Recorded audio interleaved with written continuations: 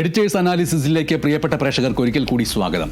അത്ര സന്തോഷകരമല്ലാത്ത എന്ന് മാത്രമല്ല അത്രമേൽ ദുഃഖകരമായിട്ടുള്ള ചില കാര്യങ്ങളെക്കുറിച്ചാണ് ഇന്ന് നമ്മൾക്ക് സംസാരിക്കേണ്ടി വരുന്നത്. നമ്മുടെ സംസ്ഥാനത്തും രാജ്യത്താകെയും കുഞ്ഞുങ്ങളിൽ പലരും ഏതുതരം ജീവിതമാണ് ജീവിച്ചുകൊണ്ടിരിക്കുന്നത് എന്ന് തെളിയിക്കുന്നതാണ് ഈ അടുത്ത ദിവസങ്ങളിൽ കൊച്ചി എളമക്കരയിലും കൂത്താട്ടുകുളത്തും കുട്ടികൾക്ക് അനുഭവിക്കേണ്ടി വന്ന നിരവധിയായിട്ടുള്ള പീഡാനുഭവങ്ങൾ.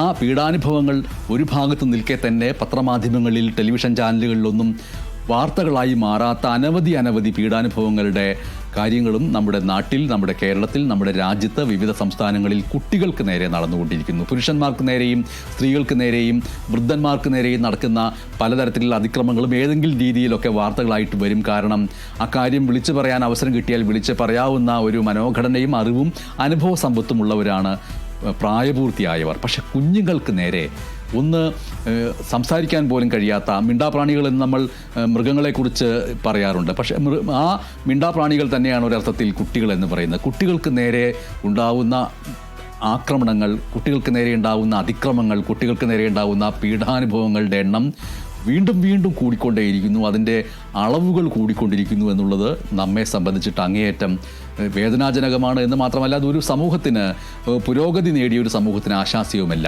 ഇവിടെ എറണാകുളം എളമക്കരയിൽ 12 വയസ്സുള്ള മകനെ അമ്മയും ആൺസുഹൃത്തും ചേർന്ന് മർദ്ദിച്ചതാണ് ഒരു ക്രൂരത എന്ന് പറയുന്നത്. കൂത്താട്ടുകുളത്ത് അമ്മയെയും 6ാം ക്ലാസ്സുകാരനായിട്ടുള്ള കുഞ്ഞിനെയും അച്ഛനും അച്ഛൻ്റെ അമ്മയും ചേർന്ന് വീട്ടിൽ നിന്ന് പുറത്താക്കുകയും അവർക്ക് കാട് കയറിയ സ്ഥലത്തെ ഒരു തുറന്ന ഷെഡിൽ കഴിയേണ്ടി വന്നതുമാണ് ഏറ്റവും ഒടുവിലെ ബാലപീഡനങ്ങളുടെ സങ്കടക്കാഴ്ചകളായിട്ട് നമ്മുടെ മുന്നിലേക്ക് വീണത്. ഈ 2 സംഭവങ്ങളിലും 2 കുട്ടികളും ഏറെ നാളുകളായിട്ട് സമാനമായിട്ടുള്ള പീഡനങ്ങൾ അനുഭവിച്ചുകൊണ്ടേയിരിക്കുകയായിരുന്നു. യാദൃച്ഛികമായിട്ടുള്ള ചില ഇടപെടലുകളാണ് അത് പൊതുസമൂഹം അറിയാനും മാധ്യമങ്ങളിൽ വാർത്തയാവാനും മറ്റ് പരിഹാര നടപടികളിലേക്കുമൊക്കെ നീങ്ങിയത്. ഇതിൽ കൂത്താട്ടുകുളം തിരുമാറാടിയിലെ 6ാം ക്ലാസ്സുകാരന് തൽക്കാലത്തേക്ക് അമ്മയുമായി അച്ഛനും അച്ഛൻ്റെ അമ്മയ്ക്കുമുണ്ടായിരുന്ന വഴക്കുകൾ മാറി എന്നതാണ് ഒരാശ്വാസം. ആ വിശ്വാസത്താൽ സ്വന്തം വീട്ടിൽ കഴിയാവുന്ന അവസ്ഥയൊക്കെ ഉണ്ടായിട്ടുണ്ടെങ്കിലും അതെത്ര നാൾ എന്നത് വേദനിപ്പിക്കുന്ന ചോദ്യമാണ്. ഇപ്പോൾ മാധ്യമ ശ്രദ്ധയും നിയമശ്രദ്ധയും സമൂഹത്തിൻ്റെ ശ്രദ്ധയും ഒക്കെ മാറുന്നതോട് കൂടിയിട്ട് കാര്യങ്ങൾ വീണ്ടും പഴയപടിയാകില്ലേ എന്നുള്ള സംശയവും ഒരു ഭാഗത്തുണ്ട്. കുറച്ച് നാളുകളായി രാത്രി അമ്മയ്ക്കൊപ്പം കഴിഞ്ഞിരുന്ന കാട് പിടിച്ച സ്ഥലത്തെ താൽക്കാലിക ഷെഡൊക്കെ പൊളിച്ച് മാറ്റിയ ശേഷം കുട്ടിയെ ഇപ്പോൾ വീട്ടിലാണ് പാർപ്പിച്ചിരിക്കുന്നത്. ആ വീട്ടിൽ നിന്ന് പുറത്താക്കപ്പെട്ട ആ കുട്ടിയുടെ ദുരിതം നിറഞ്ഞ ജീവിതകഥ കൗൺസിലിങ്ങിനിടയിലാണ് സ്കൂൾ അധികൃതർ അറിയുകയും ചെയ്തത്. അധികൃതരുടെ ഇടപെടലിലാണ് അമ്മയ്ക്കും മകനും ഇപ്പോൾ സുരക്ഷിതമായിട്ട് വീട്ടിൽ ഉറങ്ങാവുന്നൊരു സാഹചര്യമായിരിക്കുന്നത്. സ്വന്തം മകനായിട്ടുള്ള കുഞ്ഞിനെ വീട്ടിൽ കയറ്റാതെയും ഭക്ഷണം കൊടുക്കാതെയും ഇരുന്ന അതേ അച്ഛൻ തന്നെയാണ് ഇപ്പോൾ അമ്മയോടൊപ്പം ചേർന്ന് നേരത്തെ കുഞ്ഞിനെ തള്ളിവിട്ട ഷെഡ് പൊളിച്ചത്. എല്ലാം ശുഭകരമായിട്ട് അവസാനിച്ചതിന് സ്കൂളിലെ പ്രധാന അധ്യാപകനെയും ക്ലാസ് ടീച്ചറെയും ഫോണിൽ വിളിച്ച അമ്മയും ഒപ്പം തന്നെ മകനുമൊക്കെ നന്ദി പറഞ്ഞു.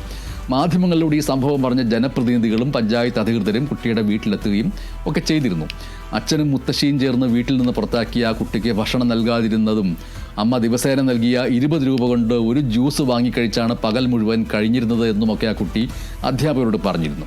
കുട്ടിയുടെ കാര്യത്തിൽ തുടർന്നും നിരീക്ഷണം ഉണ്ടാകുമെന്നാണ് പോലീസും ചൈൽഡ് ലൈനും സ്കൂൾ അധികൃതരും അറിയിച്ചിരിക്കുന്നതെങ്കിലും ആത്യന്തികമായിട്ട് ആ കുട്ടിയോടും അമ്മയോടും അച്ഛനും അച്ഛൻ്റെ അമ്മയ്ക്കുമുണ്ടായിരുന്ന വിരോധം പൂർണ്ണമായിട്ടും മാറി എന്ന് നമുക്ക് കരുതാൻ കഴിയുമോ? ആ കുട്ടിയുടെ ജീവിതം എത്രത്തോളം സുരക്ഷിതമാണെന്ന് നിരീക്ഷിക്കാൻ കഴിയുന്ന സാഹചര്യം നമ്മുടെ സമൂഹത്തിനുണ്ടോ എന്ന ചോദ്യം ഉയരുകയാണ്. മറവിയോളം വേഗത്തിൽ മുറിവുണക്കുന്ന മരുന്നുകളില്ലാത്തതുകൊണ്ട് ഇപ്പോൾ വരുന്ന പുതിയ വാർത്തകൾക്കൊപ്പം ഈ വാർത്തയും നാം മറക്കുകയാണെങ്കിൽ ആ കുട്ടിക്ക് വീണ്ടും സമാനമായിട്ടുള്ള അവസ്ഥകളിലൂടെ കടന്നു പോകേണ്ടി വരില്ലേ? ഇപ്പോൾ തന്നെ ആ സംഭവം നടന്ന് ഇത്ര ദിവസത്തിന് ശേഷം ഈ എഡിറ്റേഴ്സ് അനാലിസിസിൽ ഇത് ഞാൻ സൂചിപ്പിക്കുമ്പോഴായിരിക്കും അങ്ങനെ ഒരു കാര്യം സംഭവിച്ചുവല്ലോ എന്ന് നമ്മിൽ പലരും ഓർക്കുക. കാരണം അത് കഴിഞ്ഞ ഒരു അധ്യായമായി, അവസാനിച്ച ഒരു അധ്യായമായി, ശുഭകരമായി അവസാനിച്ച ഒരു അധ്യായമായി നാം ധരിക്കുകയോ തെറ്റിദ്ധരിക്കുകയോ ചെയ്യുന്നു. അവിടെ അതിനുശേഷം ഇനി എന്ത് സംഭവിക്കാൻ പോകുന്നു? കുറച്ച് ദിവസങ്ങൾ മാധ്യമശ്രദ്ധ തുടർന്നേക്കാം, അല്ലെങ്കിൽ കുറച്ച് ദിവസം അയൽപ്പക്കക്കാരോ സാമൂഹ്യ പ്രവർത്തകരോ അവിടെ നിരീക്ഷണം നടത്തിയേക്കാം. ലോകം പിന്നീട് പലതിലേക്കും തിരിയുന്നു. പുരുഷന്മാർക്കും സ്ത്രീകൾക്കും അവരുടെ പ്രായപൂർത്തി അവകാശവുമായി ബന്ധപ്പെട്ട തെരഞ്ഞെടുപ്പുകൾ വരുന്നു. അതിലേക്കെല്ലാം തിരിയുന്നു. ഈ കുഞ്ഞുങ്ങൾക്ക് ഇനി എന്ത് സംഭവിക്കാൻ പോകുന്നു? ഇതേപോലെയാണ് മറ്റ് പല കേസുകളിലെയും കുഞ്ഞുങ്ങളുടെ അവസ്ഥ. സമാനമായിട്ടുള്ള ഒന്നാണ് ഭർത്താവിൽ നിന്ന് അകന്നു കഴിയുന്ന സ്ത്രീ അവർ പിന്നീട് ജീവിക്കാൻ തീരുമാനിച്ച പുരുഷൻ്റെ ഒപ്പം ഒരുമിച്ച് കിടക്കുന്നതിനിടയിലേക്ക് മകൻ, പ്രായപൂർത്തിയാകാത്ത ആ മകന് കിടക്കാൻ അവസരം വേണമെന്നുള്ള നിർബന്ധത്തെ മർദ്ദനം കൊണ്ട് എതിർക്കാൻ ശ്രമിച്ചതും ആ കുട്ടിയുടെ ശരീരത്തിലേക്ക് അമ്മ നഖങ്ങൾ കൊണ്ട് വരഞ്ഞു എന്ന് പറയപ്പെടുന്ന സംഭവം. ആ സംഭവത്തിൽ മാധ്യമങ്ങൾ അക്കാര്യത്തെ റിപ്പോർട്ട് ചെയ്യുമ്പോൾ അവർക്ക് ചില പ്രത്യേക താല്പര്യങ്ങളുണ്ട്. പ്രത്യേകിച്ചും ഒരു സ്ത്രീ ഭർത്താവിൽ നിന്ന് അകന്ന് അല്ലെങ്കിൽ ഭർത്താവിൽ നിന്ന് നിയമപരമായിട്ട് ഉപേക്ഷിക്കപ്പെട്ടോ അല്ലെങ്കിൽ വിടുതി നേടിയോ കഴിയുമ്പോൾ അവരുടെ ജീവിതത്തെ പ്രത്യേക തരത്തിലുള്ള പുരുഷാധിപത്യ മനസ്സോടുകൂടി നോക്കിക്കാണുന്ന രീതി മാധ്യമങ്ങൾക്ക് കൂടിയുണ്ട്. അതുകൊണ്ട് ആ മകന് ആൺ സുഹൃത്തിൽ നിന്ന് ലഭിച്ച മർദ്ദനത്തെക്കാളും തീവ്രമായിട്ടും ഗുരുതരമായിട്ടുമുള്ള തെറ്റായിട്ട് അമ്മയുടെ ഭാഗത്തു നിന്നുള്ള ആക്രമണത്തെ വ്യാഖ്യാനിക്കുന്നവരും ഒരു ഭാഗത്തുണ്ട്. എന്തായാലും ബാലാവകാശ കമ്മീഷനും ശിശുക്ഷേമ സമിതിയും സർക്കാരും സുരക്ഷാ സംവിധാനങ്ങളും നിയമങ്ങളുമൊക്കെ ഇവിടെ കൊണ്ടുവന്നിട്ടും എന്തുകൊണ്ട് നമ്മുടെ കുഞ്ഞുങ്ങൾ പീഡനത്തിന് ഇരയാകുന്നു എന്നുള്ള ചോദ്യങ്ങൾ ബാക്കി നിൽക്കുന്നു. നിയമങ്ങളും സംവിധാനങ്ങളും കൃത്യമായിട്ടുള്ള രീതിയിലാണോ നടപ്പാക്കുന്നത് എന്നത് വലിയ ഒരു ചോദ്യമാവുകയാണ്. കേരളത്തിൽ കാലാകാലങ്ങളായിട്ട് വനിതാ ശിശുക്ഷേമ വകുപ്പിൻ്റെ ചുമതല വഹിക്കുന്നവർ പോലും അതിൻ്റെ പ്രാധാന്യം മനസ്സിലാക്കിയിട്ടുണ്ടോ എന്നുള്ള കാര്യവും സംശയമാണ്. ഇത് തെരുവോരങ്ങളിലും പൊതു ഇടങ്ങളിലും കഴിയുന്ന കുട്ടികളുടെ കാര്യമല്ല, മറിച്ച് കേരളത്തിലെ വീടുകൾക്കുള്ളിൽ കഴിയുന്ന കുട്ടികളുടെ സുരക്ഷയാണ് വലിയൊരു ചോദ്യചിഹ്നമായിട്ട് മാറിയിരിക്കുന്നത് എന്നുള്ളതാണ്. അങ്ങനെയുള്ള ആ കുട്ടികൾ എത്രത്തോളം സുരക്ഷിതരാണ് എന്നുള്ളതാണ്. തെരുവിൽ കഴിയുന്ന കുട്ടികളെ സംബന്ധിച്ചിട്ടാണെങ്കിൽ അവർ തെരുവിനോടൊരു പക്ഷേ ഇണങ്ങിച്ചേരുകയോ അവരുടെ രക്ഷിതാക്കളും അവരുടെ പ്രവർത്തന മേഖലയും അത് ഭിക്ഷാടകരായിരിക്കാം, തെരുവിൽ സാധനങ്ങൾ വിറ്റ് രാത്രി തെരുവോരത്ത് തന്നെയോ മെട്രോ പാലങ്ങളുടെ കീഴിലോ കിടന്നുറങ്ങുന്നവരായിരിക്കാം. അത്തരം ജീവിതങ്ങളുടെ റഫ്നെസ്, പരുക്കത്തരം കൊണ്ട് അത്തരം സാഹചര്യങ്ങളെ അതിജീവിക്കാനുള്ള ഒരു ജൈവ പ്രവണത അത്തരം കുട്ടികൾക്കുണ്ടായി എന്ന് വന്നേക്കാം. അതൊന്നുമില്ലാത്ത വീടുകൾക്കകത്തുള്ള കുട്ടികൾക്ക് നേരെ ഉണ്ടാവുന്ന പീഡനങ്ങളും അതിക്രമങ്ങളുമാണ് അതിഭീകരമായിട്ടുള്ള ഒന്നായിട്ട് മാറുന്നത്. പ്രത്യേകിച്ചും അത്തരം കാര്യങ്ങളിലേക്ക് അതിനെ അഭിസംബോധന ചെയ്യാനുള്ളൊരവസ്ഥ നമ്മൾക്കുണ്ടായിട്ടുണ്ടോ എന്നുള്ള ചോദ്യം ഉയരുകയാണ്.